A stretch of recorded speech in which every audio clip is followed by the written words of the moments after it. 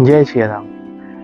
देवी सती जब चारों तरफ नज़र घुमा के देखती हैं तो उनको श्री राम जी दिखाई देते हैं, उनको लक्ष्मण जी और सीता जी भी दिखाई देती हैं और कई तरह के देवता अलग अलग रूपों में दिखाई देते हैं और खुद को भी कई रूपों में देखती हैं भगवान की वंदना और भगवान की पूजा करते हुए।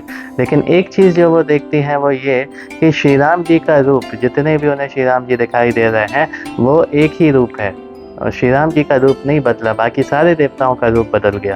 तो ये दर्शाता है कि सृष्टि चाहे अलग हो, ब्रह्मांड चाहे अलग हो और शक्तियाँ चाहे जितनी अलग हों, लेकिन ईश्वर एक ही रहता है। तो अब ये सब देख के उनको डर लगता है, डर जाती हैं और अपने तन की सुध-बुध नहीं रहती, उन्हें याद ही नहीं रहता कहाँ हैं, क्या कर रही हैं। तो डर के मारे आँखें बंद करके जिस रास्ते पर जा रही थी उसी रास्ते पर बैठ जाती हैं। बहुरी बुले के नयन उघारी, कछु न दीखतह दक्ष कुमारी, पुनि पुनि नाई राम पद सीसा, चली तहाँ जहाँ रहे गिरीशा। तो फिर वो धीरे धीरे अपनी आंखें खोलती हैं थोड़ी देर उसी पोजीशन में बैठने के बाद, तो उन्हें अपने सामने कुछ भी दिखाई नहीं देता। भगवान अपनी सारी माया समेट लेते हैं और हमेशा तो नहीं दिखा सकते ना, और देख लिया कि वो डर के मारे बैठ गई, उसको देखना ही नहीं चाहती, इतना डर लग रहा है, तो उन्होंने अपनी सारी माया समेट ली।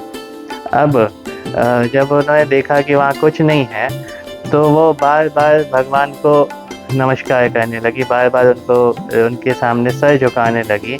अपनी गलती का उन्हें पछतावा हो गया, एहसास हो गया और बार बार क्षमा मांगने लगी और उनकी प्रभुता का बखान करने लगी मन ही मन। और ये उनको समझ में आ गया कि शिव जी क्यों बार बार श्री राम जी का ही ध्यान करते हैं, उनका ही उन्होंने सच्चिदानंद भगवान की जय बोला था।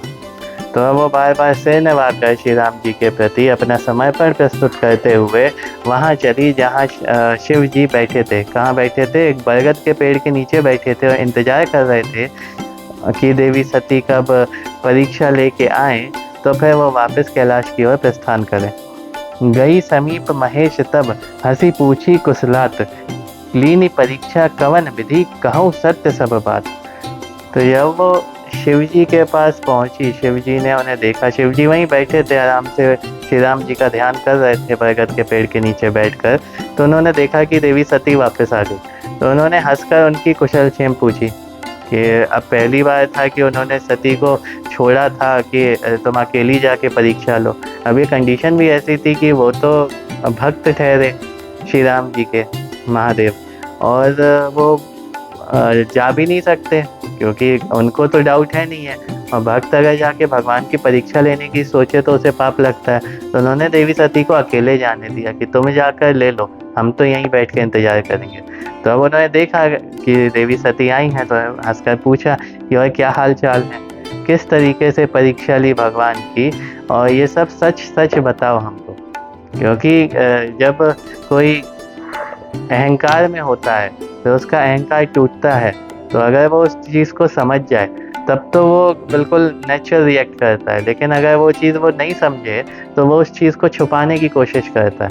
तो यही हाल महादेव ने देख लिया था कि देवी सती हर चीज़ छुपाने की कोशिश कर रही हैं, तो इसीलिए उन्होंने पूछा कि जो तुम करके आई हो वो सारी बातें हमको सच सच कहना।